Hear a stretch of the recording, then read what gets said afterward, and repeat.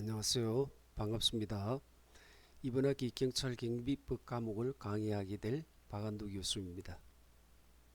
얼굴을 보면 더 좋았을 텐데 상황이 여의치 않아 이렇게나마 인사를 하게 되었습니다. 다시 한번 반갑습니다.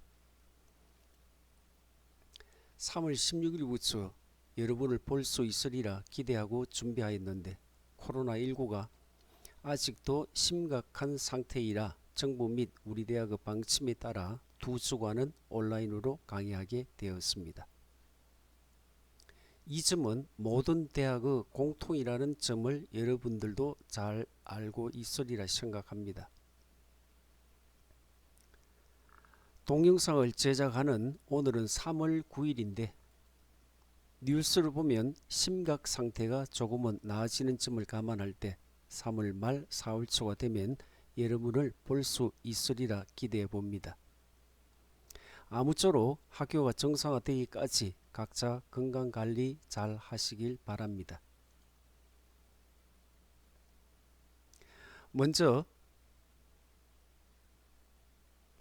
오리엔테이션 형식으로 진행하고 정상적인 수업으로 계속 진행할까 합니다. 당장 교재 준비가 어려울 테니 강의하는 PPT 자료는 함께 올려놓도록 하겠습니다. 혹수업과 관련하여 전달 사항이 충분하지 않을 경우 메일로 질문을 주시거나 3월 30일 이후 직접 질문해 주시면 답변을 드리도록 하겠습니다.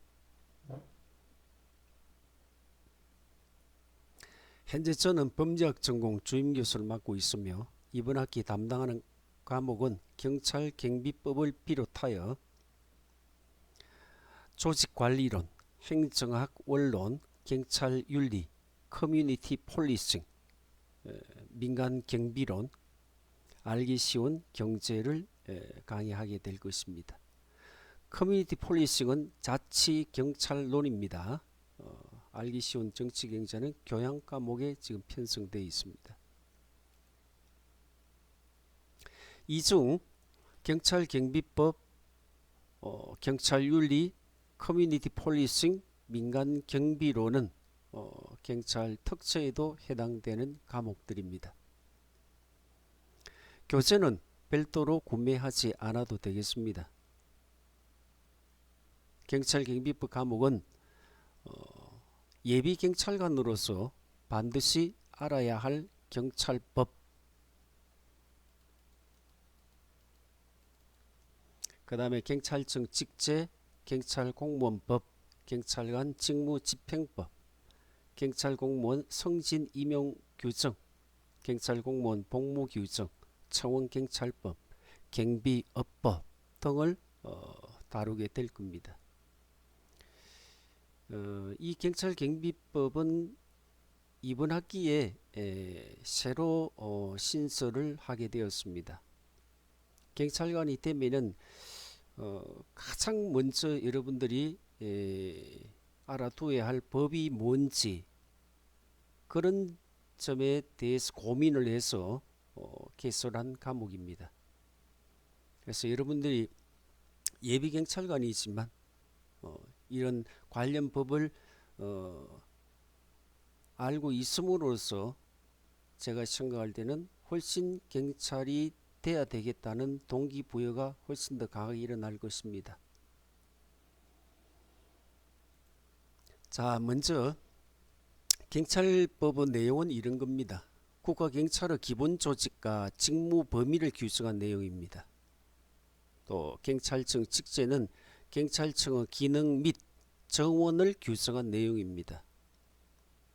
그래서 중앙행정기관의 경우 물론 지방자치단체도 마찬가지겠지만 모든 기관은 직제 용어가 좀 어렵습니다만 직제를 다 가지고 있습니다. 여기 직제라는 것은 조직할 때 그 제는 제도할 때 제도입니다. 그래서 모든 행정기관은 직제를 다 두고 있습니다. 그래서 그 직제를 보면은 그 기관이 하는 일, 기능과 그 그 다음에 그 기관에서 운영하는 공무원을 다 볼 수가 있습니다. 몇 급, 몇 급 몇 명, 몇 급 몇 명 이렇게 구체적으로 계급별로 인원을 정해놨습니다. 다시 말해서 법으로 정해놨다는 거죠. 기관장이 자의적으로 공무원을 채용하고 그렇게 할 수 없도록 법으로 정해놨습니다. 그래서 모든 직제는 대통령령으로 되어 있다는 것. 법률이 아니고 대통령령입니다. 그래서 모든 직제를 대통령령으로 규정하고 있다는 것. 세 번째, 경찰 공무원법은 경찰관의 어떤 임용이나 그 다음에 교육훈련, 그 다음에 복무, 신분보장 등에 관한 사항을 규정을 하고 있습니다. 국가공무원도 있지만 경찰의 경우에는 경찰공무원법을 따로 규정하고 있습니다.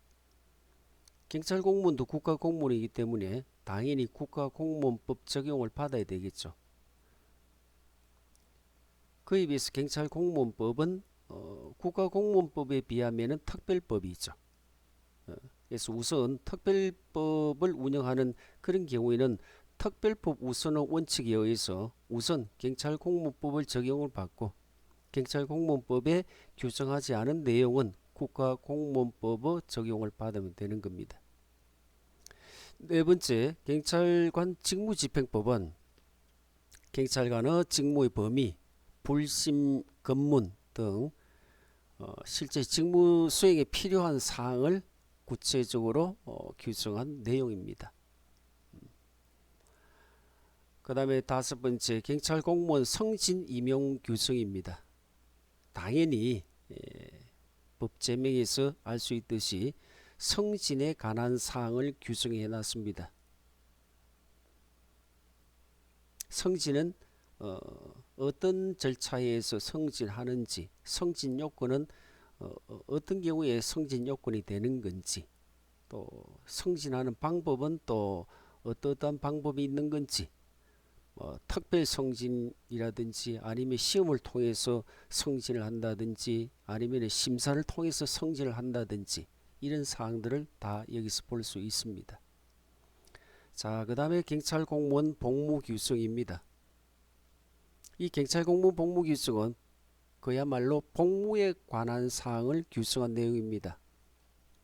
그래서 여러분들이 반드시 숙지하고 실제 복무 과정에서 그대로 실천에 옮겨야 할 내용이니 미리 알아두면은 경찰관의 근무 상황 및 복무 관계를 상상할 수 있는 데 도움이 될 것입니다. 실제 여러분들 필기시험 합격하고 면접 때도 이런 복무 규정을 잘 알고 있으면은 질문 내용 질문 내용에 대한 답변할 때 이런 복무 규정을 좀 알고 답변을 하면은 훨씬 더 어떤 경찰 공무원의 어떤 자세라든지 그런 걸 알 수 있으니까 훨씬 더 용이할 겁니다. 자, 그 다음에 청원경찰법은 청원경찰의 직무, 임용, 배치, 보수, 사회보장 및 그 밖에 필요한 사항을 규정한 내용이다. 청원경찰법도 경찰관이 되면은 같이 좀 알아둬야 됩니다. 자, 마지막으로 이제 경비업법. 경비업법은 민간경비의 운영에 관한 사항을 규정한 내용이니 경찰관은 반드시 알고 있어야 하는 법률입니다.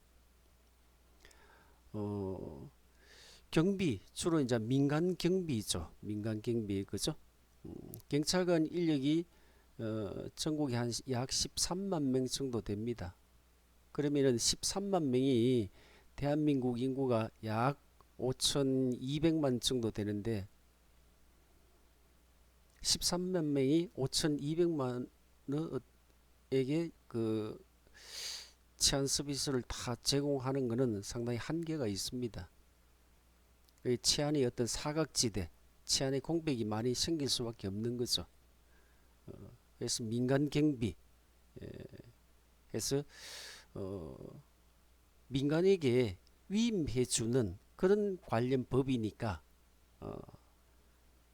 근본적으로는 경찰이 담당해야 되겠지만 그런 사각지대가 많다 보니까 민간 경비업체에 위임한 그런 근거를 가지고 있는 법이기 때문에 이 법도 반드시 알아두어야 되겠죠. 또 작년 말에 검경수사법 개정으로 경찰관 권한이 대폭 강화되었습니다. 그만큼 경찰관에게 요구되는 법률 지식도 한층 높아질 것이라고 생각이 됩니다. 자, 현재 모든 과목을 온라인으로만 강의할 수 있으니 각자 강의 시간 잘 지켜서 학습해 주시기 바랍니다. 정부가 잘 대응해 나가고 있으니 머지않아 사흘 초쯤 되면은 아마 정상화될 수 있으리라 기대합니다.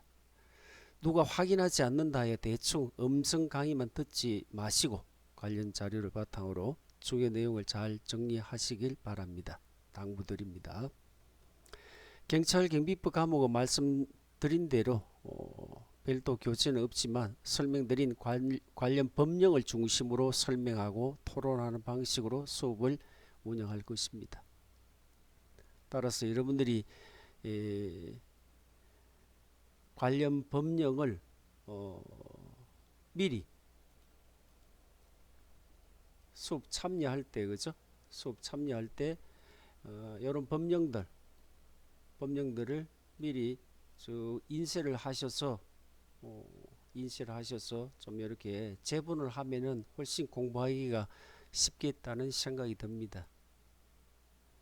그래서 예를 들어서 법률이 있고 그 하위 법령에 대통령령이나 시행규칙이 있으면은 같이 인쇄를 하십시오. 대통령령이나 시행규칙이 없는 경우도 있겠지만 그 법률에 이런 법률 하위 법령에 대통령령이나 시행령이 있으면은 같이 세트로 그렇게 경비업법 시행령, 경비업법 시행규칙 예를 들어 그렇게 여러분들이 인쇄를 해서 한꺼번에 이렇게 제본을 하면은 공부하는데 아주 효율적이지 않겠나 그런 생각이 듭니다.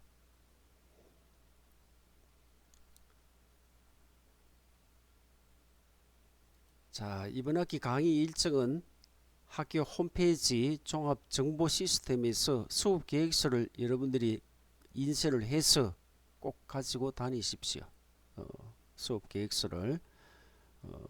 그래서 인원이 그렇게 많지 않다 보니까 좀 토론을 많이 할 수 있는 그런 방법으로 수업을 운영할까 합니다. 자, 다음 평가 방식에 대해서 설명을 드리도록 하겠습니다. 출석은 20%, 역량평가는 80%로 이렇게 평가를 하겠습니다.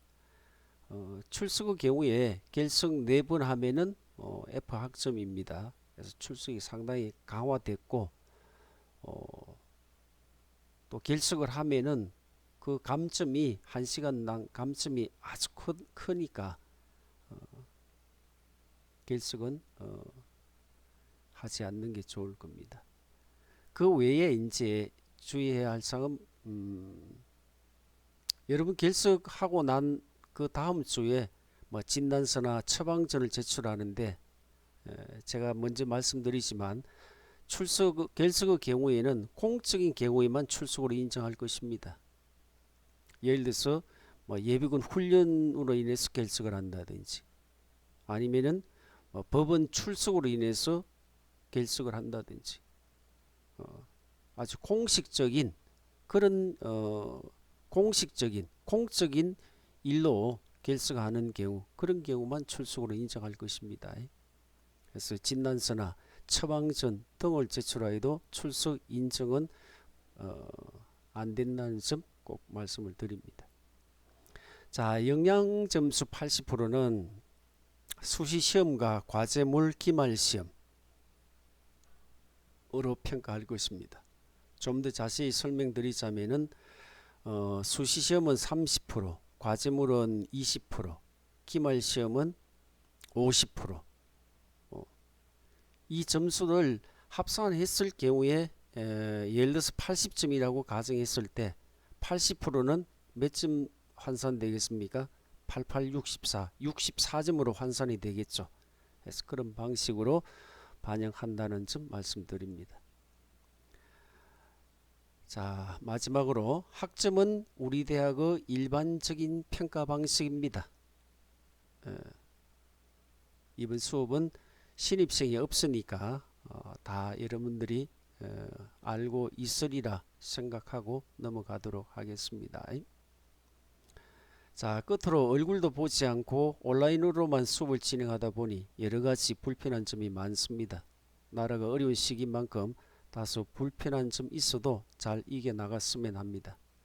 오리엔테이션은 이것으로 마치고 잠시 쉬었다 본 강의로 들어가도록 하겠습니다.